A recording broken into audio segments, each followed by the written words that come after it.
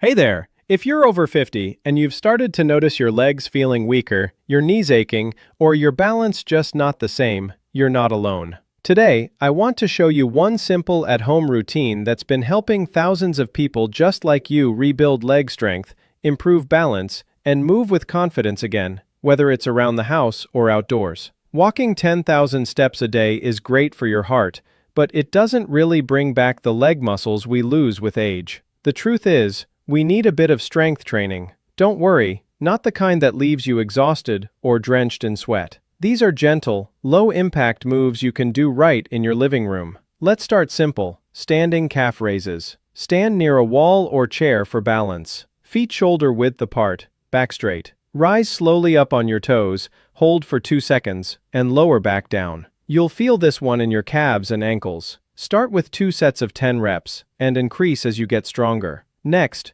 the Bulgarian split squat. Don't let the name scare you. Place one foot behind you on a chair, the other in front. Lower down until your front thigh is parallel to the floor. Keep your knee above your foot, not past it. This one builds balance and takes pressure off the knees. Now my favorite, the glute bridge. Lie on your back, knees bent, feet flat. Lift your hips up until your body forms a straight line from shoulders to knees. Hold for about 20 seconds, and lower slowly. It strengthens your glutes and lower back, key muscles for posture and stability. Next up, farmer's walks. Grab 2 light dumbbells, or even water bottles. Stand tall, shoulders back, chest up. Walk forward 20 steps, then walk back. Simple, right? But it improves posture, coordination, and leg strength all at once. And here's your bonus move, wall squats. Lean your back against a wall. Slide down until your knees form a 90-degree angle. Hold for 30 seconds, then come back up.